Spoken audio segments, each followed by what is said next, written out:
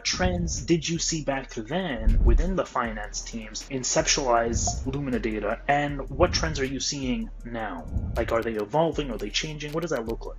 And I remember talking to this potential customer. They said that one person who accidentally changed something that cost us $1 million dip. Given what's happening within how quick AI is evolving and the new developments, what are some of the biggest challenges that you're facing in the industry now? Most people see data as numbers on a screen. Today's guest sees it as the language of the future. Joining us is Deepti Chafekar, co-founder of Lumina Data. She is a data scientist helping businesses turn information into intelligence. If you had a magic wand to fix that one thing, that hair on fire problem slowing you down today, what would that be?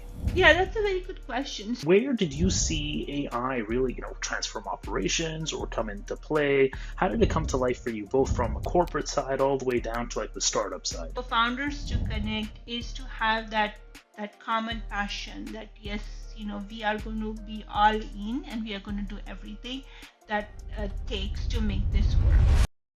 Welcome to our show, Lead to Scale. This podcast is sponsored by Algo AI Partners. We help fintech services companies and businesses scale using smart AI solutions. If you want to book a free consultation to find out more, click the link in the description below. Today's guest, Deepti. Thank you, Deepti, for coming over. She's a co-founder and CTO of Lumina Data. She's a data scientist with over 15 years of experience, a PhD in AI and ML, long before ChatGPT was a thing, and was part of the early team at that startup unicorn, AppZen. Now she's building the next unicorn, hopefully, Lumina Data, where she's transforming finance operations with AI-driven automations. Deepti, I can only do so much to introduce yourself. Why don't you introduce yourself for the folks who are tuning in today? Thank you so much for having me. It is my utmost pleasure to be here. So hi everybody, I'm Deepti Chafekar. I'm the co-founder CTO of Lumina Data, and my journey has been it has been a very rewarding experience for me. So, growing up, I always wanted to be an entrepreneur and have my own company. I think it came from watching my parents because both of my parents ran a very successful business. So, growing up, I always wanted to or aspired to be like them, and but I also was very interested in the technology, and science always fascinated me, science and engineering. So I decided to really get in-depth knowledge about certain things, and when I started doing my master's, I actually did it in machine learning, and it was very early those days, and but it was very fascinating. So I was instantly attracted towards that. I loved the math. I loved, how this, this AI has just started and how it can slowly change things. So that was my early introduction, and I really liked it. And I'm so glad that I kept with it and kept learning more as years went by. So that was my introduction to AI and ML. And then over the years, after I completed my PhD, I was, full of research ideas. And so I joined research labs. I joined multiple research labs, actually. One was at Nokia, one was at Microsoft. I was a scientist at Microsoft. Um, but what I've realized that what excited me the most was building things, and a place where research meets product, right? Where you actually see the outcome of your research, right? So that was the most exciting place for me, and startups are those offer you that. So startups was right, where you can be innovative, but you also have to be super agile and fast. So that's why I decided to be part of, this startup culture, to learn the ropes and eventually start my own company.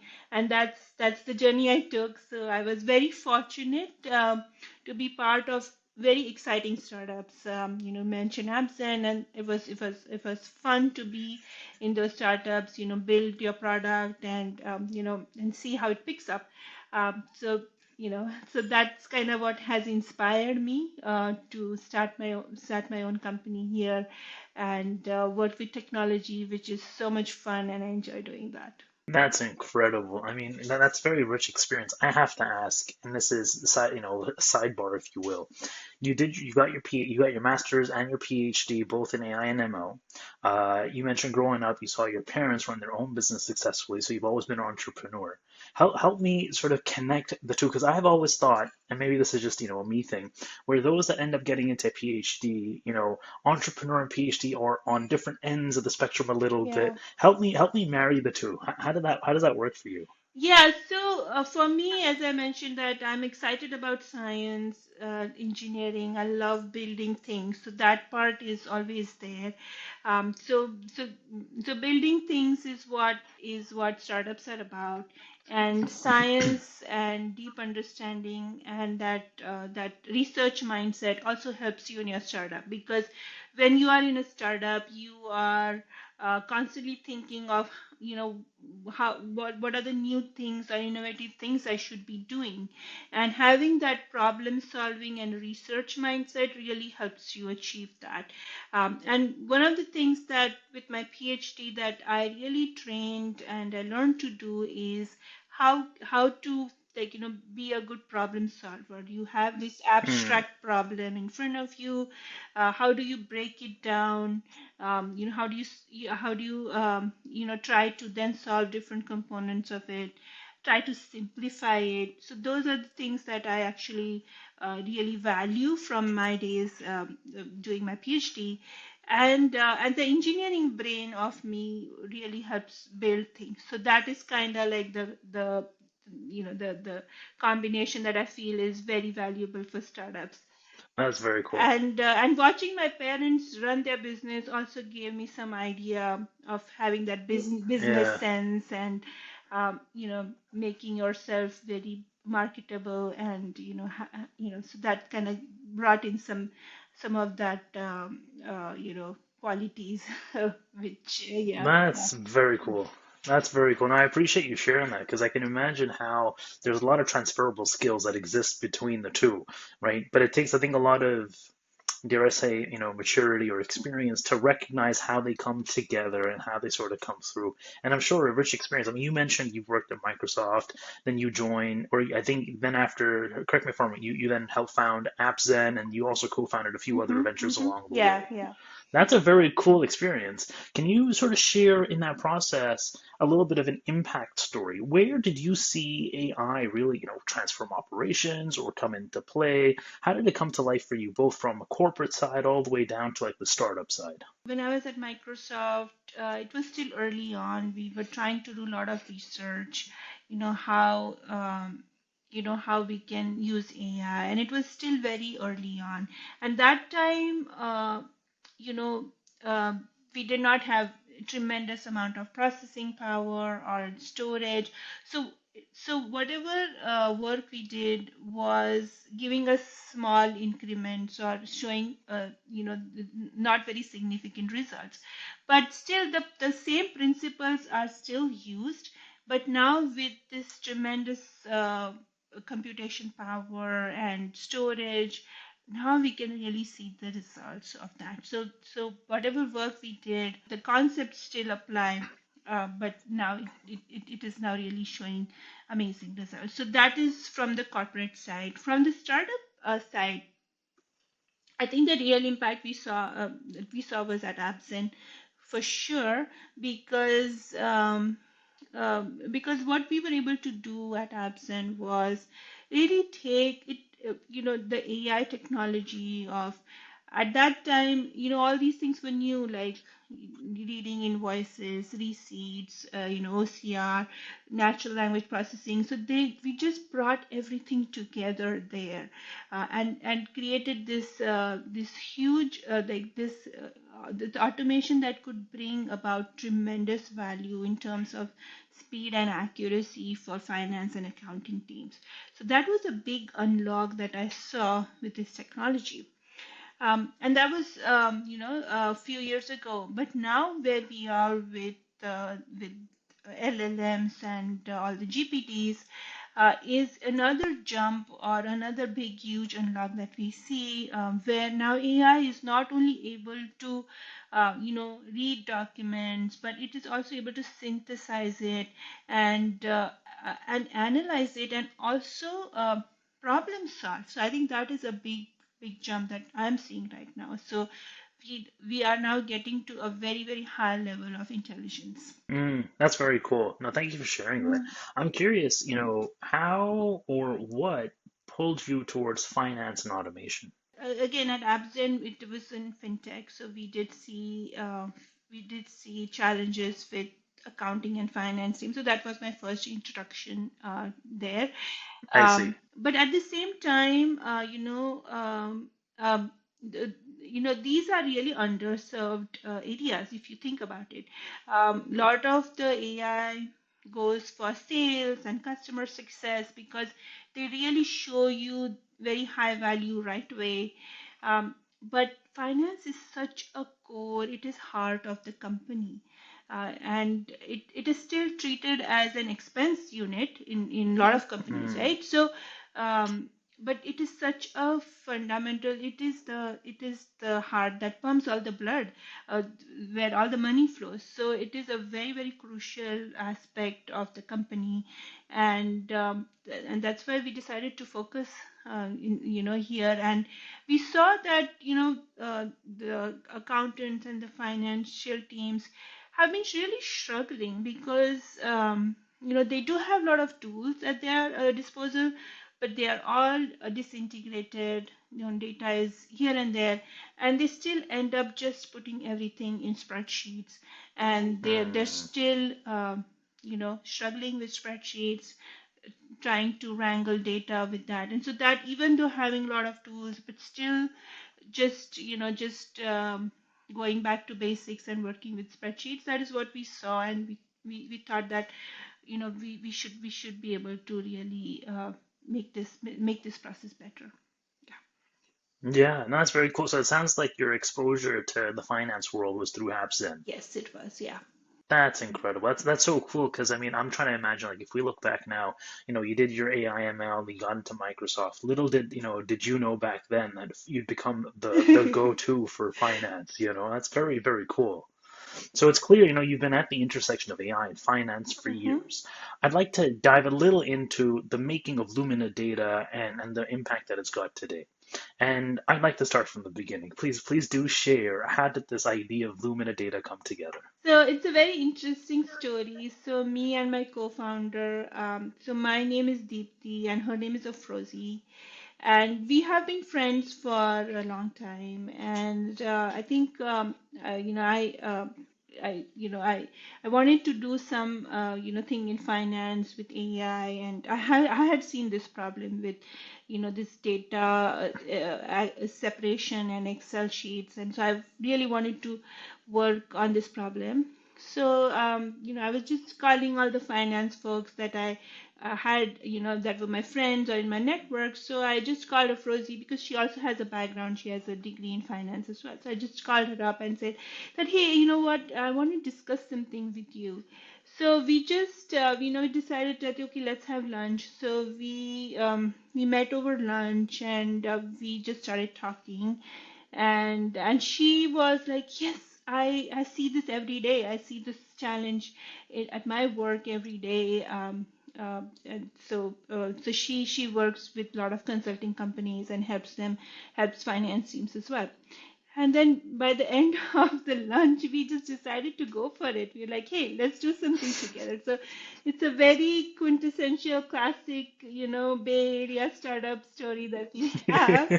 But I'll also tell you a fun fact about the company Lumina Data. So Yeah. Lumina means light, that you're shedding light on your data, and it is the meaning of both of our names. So No yeah, so way. Deepti means light in Sanskrit, and Afrozi also means light. Afroz means light in Persian language. So it was like, That is yeah, so very that was like cool. the perfect name for our company as well. Yeah, no, that's brilliant. You're right. In classical Bayside style, coming up with a company over lunch, right? Yeah. I think that's incredible, and that's cool. Now I'm not gonna forget Lumina Data. Like it's gonna be impossible to forget, either Lumina Data or the two founders, right? Afrozi and Yeah, yourself, yeah, Dipti. That's incredible. I was actually gonna ask, you're having this lunch, right? Set the scene a little bit. You're chit-chatting, you're talking yeah. about this idea. When in that moment of having lunch did you know that this idea had legs, like it was gonna go? I think more than the idea, it was like the passion that we connected with, right? It was so idea evolves, idea will mature, and it also needs nourishing. So you have that initial spark, and then you nourish it, right? So that's how that works. But the most important thing is for founders to connect is to have that common passion that yes, we are going to be all in and we are going to do everything that takes to make this work. So I think that is one thing that we instantly connected over. And, at the end of the lunch, I remember Frizzy was saying, we got to do something. We have got to do something. And that sense of urgency that we both had was phenomenal. So I think it rarely happens when two people are at the same stage and they have that sense of urgency and that energy and that hunger, right? That the hunger that you Yeah. you you are going to dive in. Startups are always like, they say that you are jumping off the plane and trying to open your parachute at the same time, right? It is that kind of feeling, right? But Yeah. but to have these two crazy women have the same feeling, it's amazing at that same time. Yeah. I mean, but pardon my pun, but it sounds like that was a light bulb moment, Yeah, right? yeah, Light bulb yeah, moment. yeah, yeah, That's yeah. incredible. No, that's fascinating. I appreciate you sharing that because I think you're right. It's not common when you have two friends come together, let alone, who share that passion, who share that Mhm. urgency, and then have like the can-do approach, like, all right, cool, let's do this. And so actually, I want to, now I'm curious a little bit. Naturally, you had this lunch, you had this idea, you got a little bit of validation, soft validation from a Frozen yourself that, hey, I experienced this for my Mhm. clients or in my work. Can you help me sort of understand what trends did you see back then within the finance teams that, helped, inceptualize Lumina data, and what trends are you seeing now? Like, are they evolving? Are they changing? What does that look like? Yeah, so back then, yes, definitely what we saw was a lot of struggle with data because it was all over the place, and people were just grabbing things from here and there, trying to put it in spreadsheets, and then spreadsheets have no checks. Anybody can come and change things. There were errors, so that was the thing that we saw. There were errors. I remember.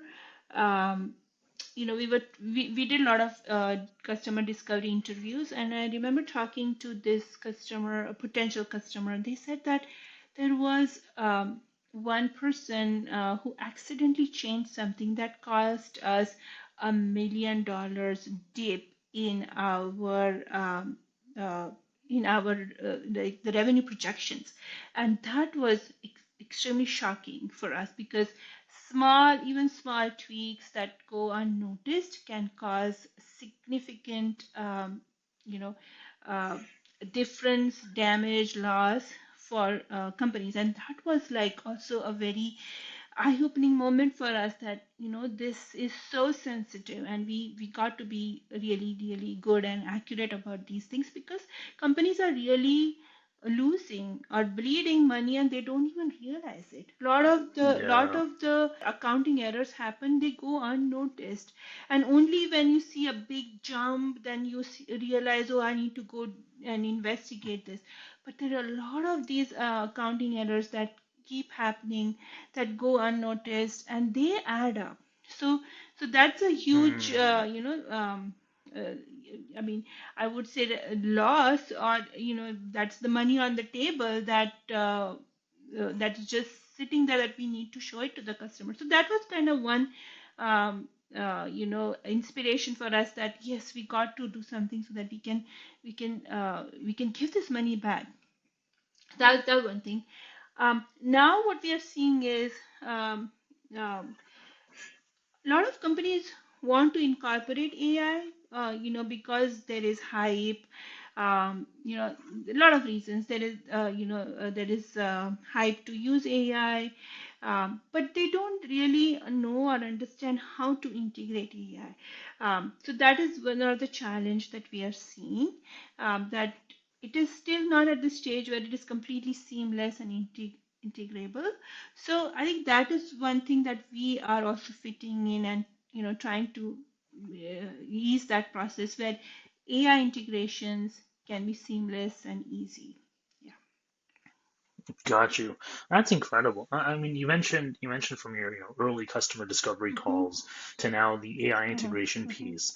I'm curious. Lumina Data has been around for 2 years now, Yes. Yeah. correct? So 2 years now. I mean, also congratulations. You're part of Tech Stores, which I think Thank is you. is is, is very cool, Yeah. and you've got enterprise clients on Mm-hmm. board. I'm curious. Like your early on customer discovery calls. And actually, before I even ask my Mm-hmm. question, I'd love to understand how much time did you spend on those early customer discovery calls?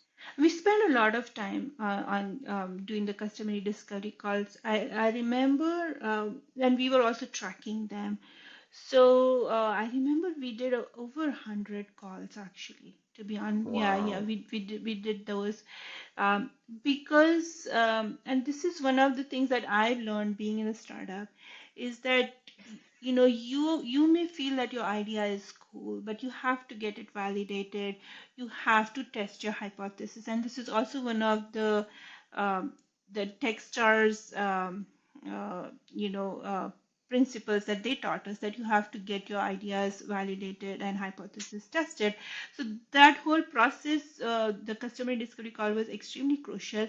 And I also firmly believe that you should make the product uh, by from the customer point of view and not, I'm an engineer, I'm a builder, I may think that yes, this is so cool, I want to build this, but it has to match with what the customers Hmm. want. So right from the beginning, getting that input, having that engagement is super critical for startups. So I would definitely advise um, startups to really engage early on with these customer discovery calls.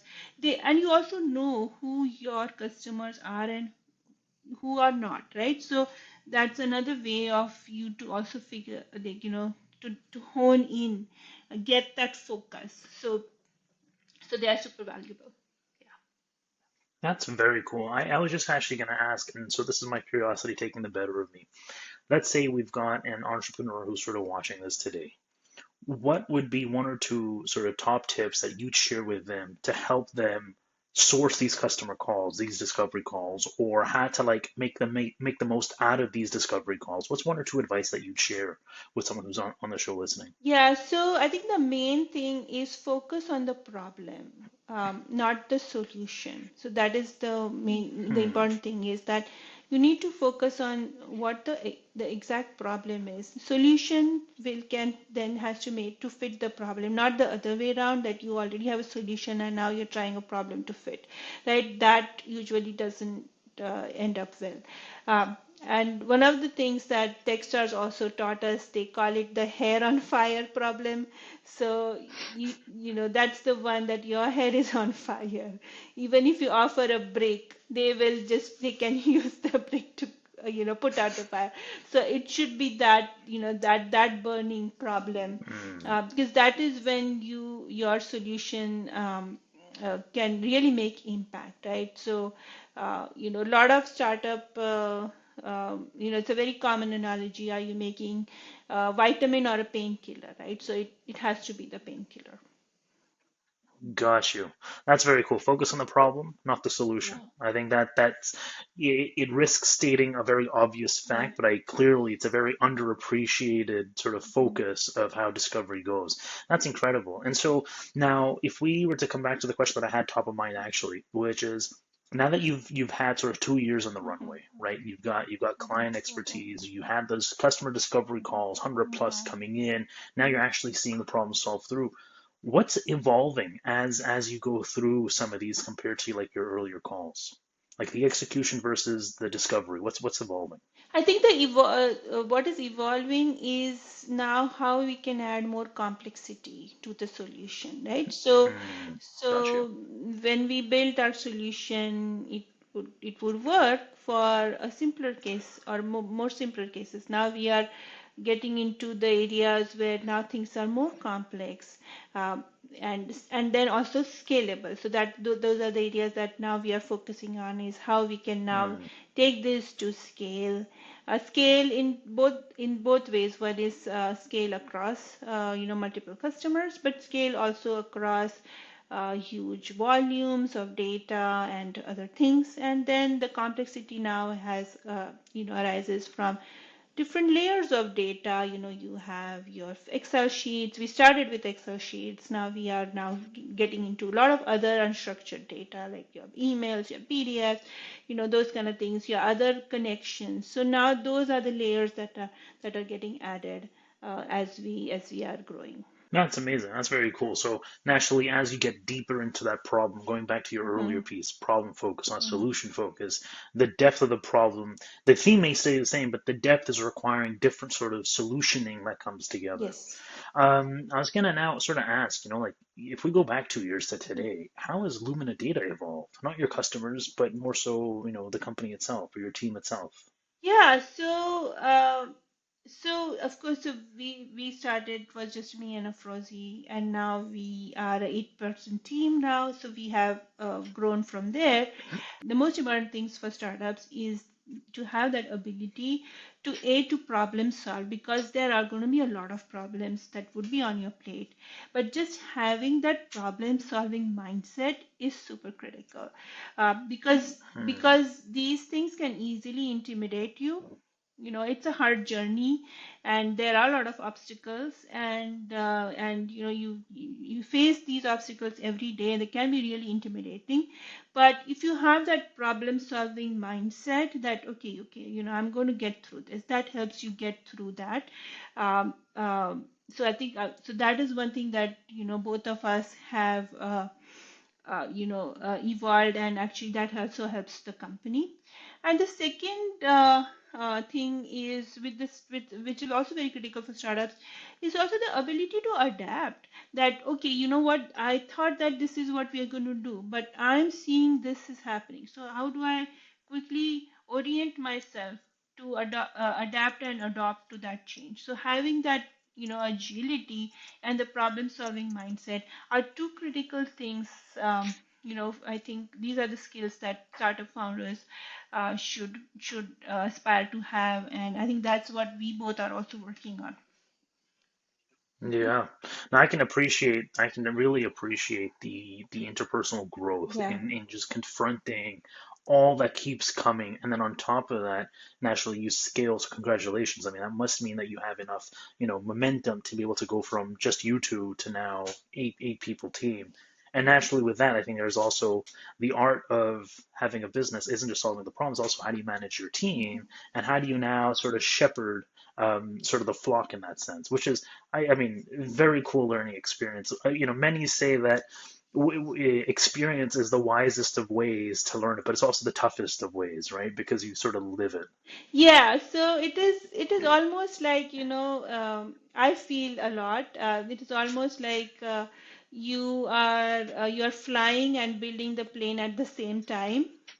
So it is it is that feeling that we have, but at the same time it's also exhilarating feeling that okay, yeah, Yeah.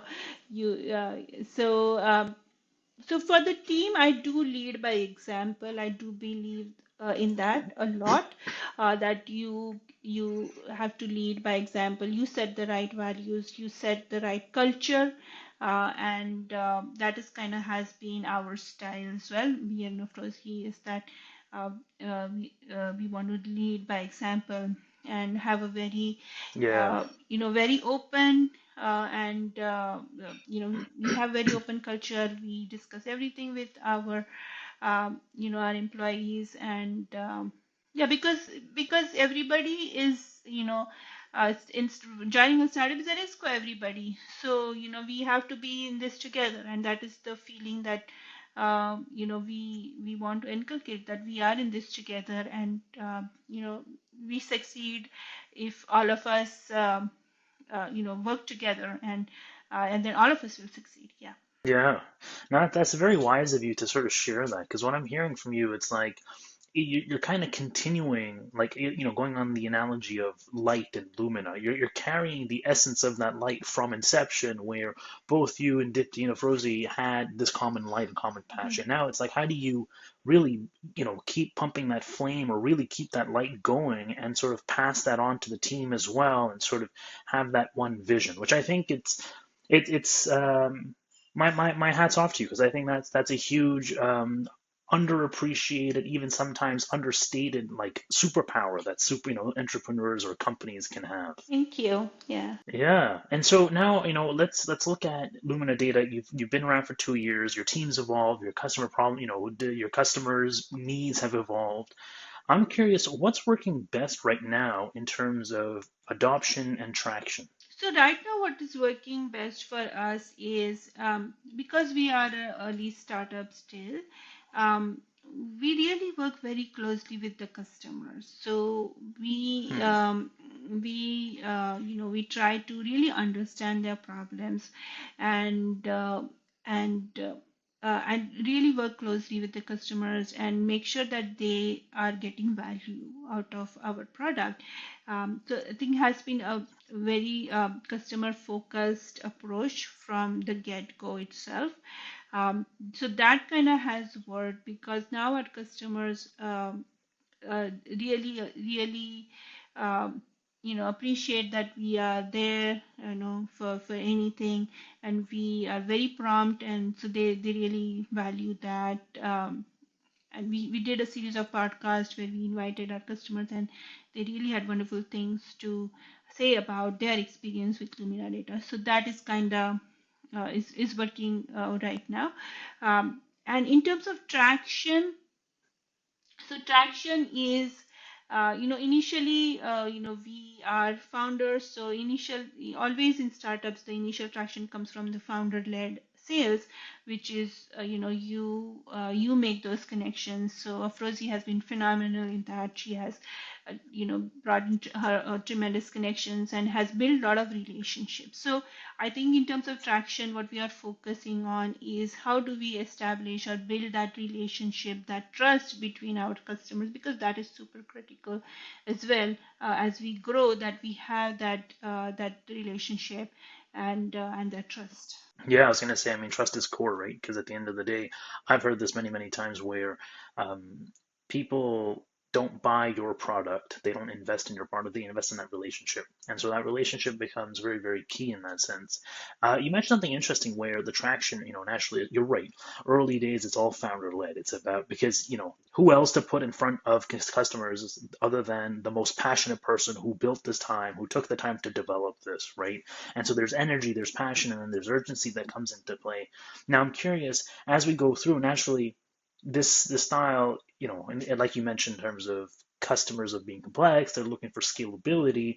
Do you envision how, or I guess really the question is, how scalable is this approach? Because I suspect that soon it will sort of get beyond the two founders who are sort of talking shop, right? Absolutely. So this is the early approach, right? And as I mentioned, that with startups, you adopt quickly, right? You see that now have picked up momentum. I'm going to now do a phase two of this, right? So this is like Mm. the early approach, but we are also doing a lot of marketing events and uh, you know uh, outreach to attract new customers as well. And Amazing. yeah, and then and a lot of people actually want to be part of our journey, and so we are seeing that. So it is infectious also in some parts, right? So a lot of people we worked with, in our previous jobs or we really admire, they are now coming to us and saying that, hey, we want to be part of your startup. We want to, how can we be involved? How can we be, at either, be an advisor, or we can actually work for you. So that is Yeah. something that we are also seeing.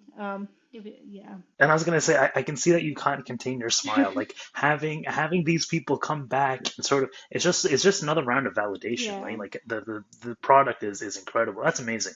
If I was to flip this a little bit now, where I'm curious, you're now hit the market, you've got real experience, real validation, real application of the product you're putting out there. We've mentioned that, for the customers, the complexity of the problems are is now what you're focusing on, along with the scalability. Given what's happening within how quick AI is evolving and the new developments, what are some of the biggest challenges that you're facing in the industry now as you sort of think about Lumina Data and its trajectory? Yeah, that's a very good question. So now with the whole AI buzz, every company wants to be AI first, and I think that is what we are seeing.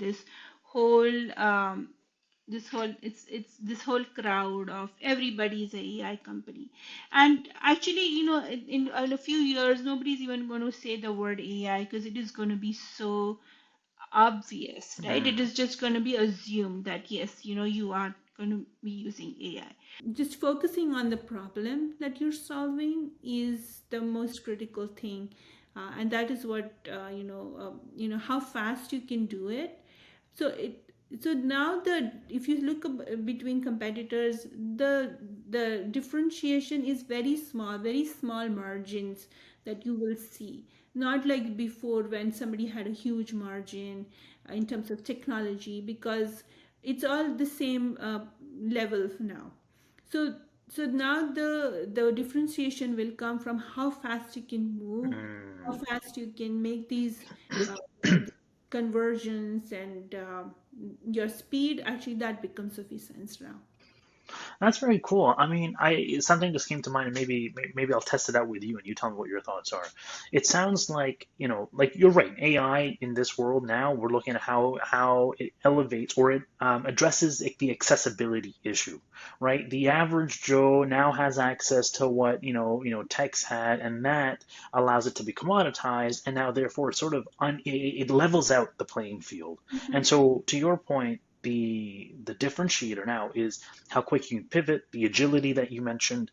But what came to my mind, going back to how you were sharing about the success of Lumina Data, especially with Afrozi driving those relationships, it comes back to the human element, right? And that quality of the relationship and the trust. And it's like we're coming back full cycle where early 2000s was all about, tech, tech, tech, tech. Now it's like, well, okay, tech's kind of there. We know it, it will continue to improve. But what keeps us in the loop is that human element. Yes, absolutely. Yeah. And yeah, again, it comes back to that relationship, that trust, and how fast you can really solve the problem and show that this is accurate, and you get that early engagement.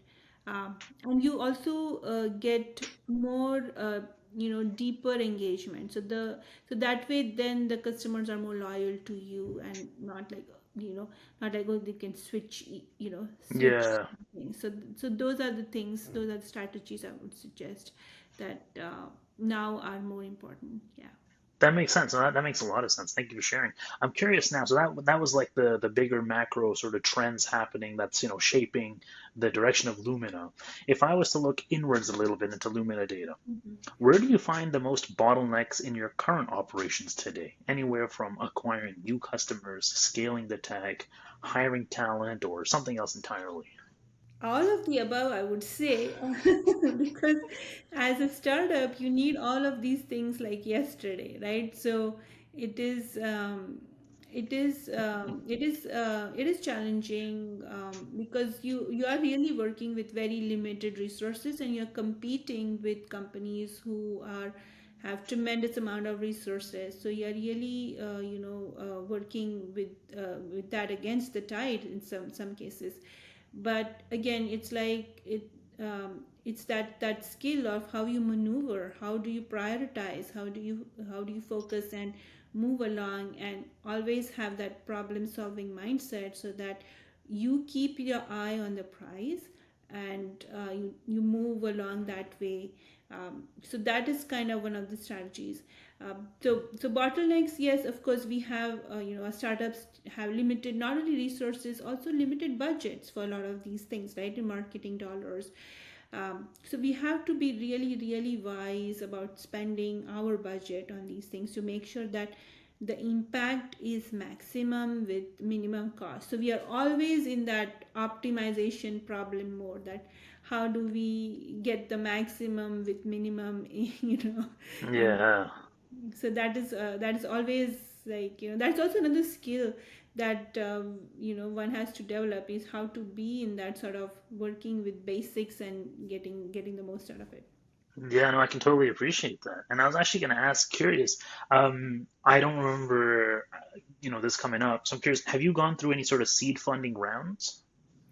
Not at the moment, but we are going to open our funding round sooner, so we are gearing for that. We're going That's very Yeah. cool. Would you be able to share a rough timeline of when that looks like? So in 2 months' time, that is Oh, when, yeah, that's okay, when so we Christmas is coming early.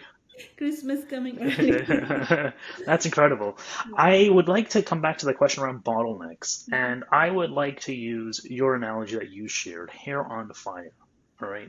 If you had a magic wand to fix that one thing, that hair on fire problem slowing you down today, what would that be? So you mean our hair on fire? Yes. What's Yes, Lumina's hair on fire. So I think our head on fire is, how we get on to just making those customers, converting them, getting them into calls. So I think that is kind of our head on Mm. fire right now, is that, just getting that flow going and having that momentum. That is currently our head on fire. No, that makes sense. And I was going to say now I can really appreciate the urgency of that because you mentioned you have marketing events in play. It's about how else you're diversifying with the outreach, and that all sort of comes around, whole circle there.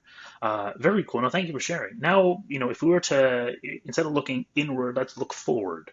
Um, 6 months, 12 months from today. What are some of the big opportunities that you're seeing for Lumina Data? And this is obviously beyond the funding that we just talked about. That's coming very, very, soon. So opportunity is huge actually for us, because this space with whole AI and agents is still kind of new territory for everybody. So there is nobody who has a camp there or said that, this is it. So it's a new territory for everybody, and so that way it makes it very exciting, and opportunity to grow and scale and establish yourself as a big player in this field. So that way, that is one of the opportunities that I see. But from our customer point of view, we see so many verticals within finance that can benefit hugely from this agent Mm, platform that we are building, right? It's not only finance, but within finance there are so many verticals. And they have their own nuances, and they have their uh, you know own different things. There's fintech, there is lease accounting, there is parcel audits, and those are the things that we really want to now get into that niche as well, where these agents can be highly customized for, they can almost fit like a glove. So then um, we can start seeing a huge change in these industries. yeah. I mean, I was going to say strategically, the way you put it out, and part of my unsolicited thought, it sounds like you're in a very well positioned area to do that because you're in the heart of your enterprise clients to really appreciate the lateral pieces that are happening. That sort of ends up being, ongoing discovery and, iterations of that product. That's very cool. And so I'm curious now, how does AI evolve for your teams internally? Do you use AI for your other aspects of business operation, client management or customer success or whatever it may be? Yeah, we do. So even internally, I encourage my team to use AI for coding. So we use different platforms that can really speed up, help you with, writing faster code. So we use different technologies for that. um, we also use different tools for putting out our marketing content together, so we use AI to help us with that. And again, us having limited resources, AI is wonderful in a lot of these cases, helps us generate these things. And both of us, me and Afrozi, are actually very creative people. So um, so uh, so so then having that AI really enhances that. So I feel that Frozy made these lot of these creative marketing snippets about our company, and everybody, a lot of people like them. So that was one thing. Yeah. um, I'm always thinking about how to improve the product and what new features we can add. So those are the things that we do. And of course, AI helps in a lot of ways. It's like almost having somebody to brainstorm with. So that is cool. But we do use a lot of AI internally as well. Yeah. That's very cool. That's very cool. I know naturally, I had to ask that for an AI first company if you used AI, right? Like I had to ask. So I appreciate you sharing that. One last question for you. Mm-hmm. So 6 to 12 months, you see lots of opportunity going into different verticals. You've got your seed round coming. You've already mentioned that, there's a lot of interest for partnerships to come into space. If we think about this from putting those things together, what role do you see these partnerships or ecosystems playing in accelerating your growth in, like, let's say the next 12 to 24 months? Yeah, I think that they have a very important role, and we are actually actively pursuing these partnerships and ecosystems, because what they can really help us is scale beyond what we are doing right now with building relationships and everything. But they can really help us scale and take us to the next level. Because every startup wants to become a unicorn, right? So that is the aspiration when you start a company, right? But but I think these are the keys and these are the tools that can really help you and gain that speed and momentum. So yeah, they are absolutely crucial. You do have to do them right, in the right way though, so that it's beneficial to you as well, and you're not like, you just have to be careful with it's just a business. With everything, that any partnerships, you just have to find the best deal for you. Yeah. Yeah, I mean, I hear caution, optimism in your tone. Like there's a lot of excitement, but then there's also like that sensibility of there's got to be a structure of how we work together. Yes, absolutely. Yeah. Yeah, no, that's incredible. And I was also going to say, I mean, I bet this statement applies directly to you. I can't speak to Rosie. I haven't had the chance or the privilege of knowing her, but I think you're hooked on the unicorn because you already had one with AppZen. So for you, Yeah, it's like you're craving the next one. yeah, I am. That's brilliant. Yeah. I really appreciate your time, Dipti. You've really taken the time out to share your incredible journey from Microsoft, hardcore corporate to all the way through, startups and Mhm. having huge success with AppZen, like we just mentioned, and now co-founding Lumina Data. What stands out most is really how your team's, cutting days of manual finance work down to minutes, and it's delivering it with accuracy and with speed. And that I think is fascinating. So really, I appreciate you taking the time out of your very busy day to have this conversation with us. Thank you. It was my pleasure. Thanks for having me. Yeah, absolutely. That brings us to the end of this episode. This podcast is sponsored by Algo AI Partners. We help fintech services companies and businesses scale using smart AI solutions. If you want to book a free consultation to find out more, click the link in the description below. Thank you.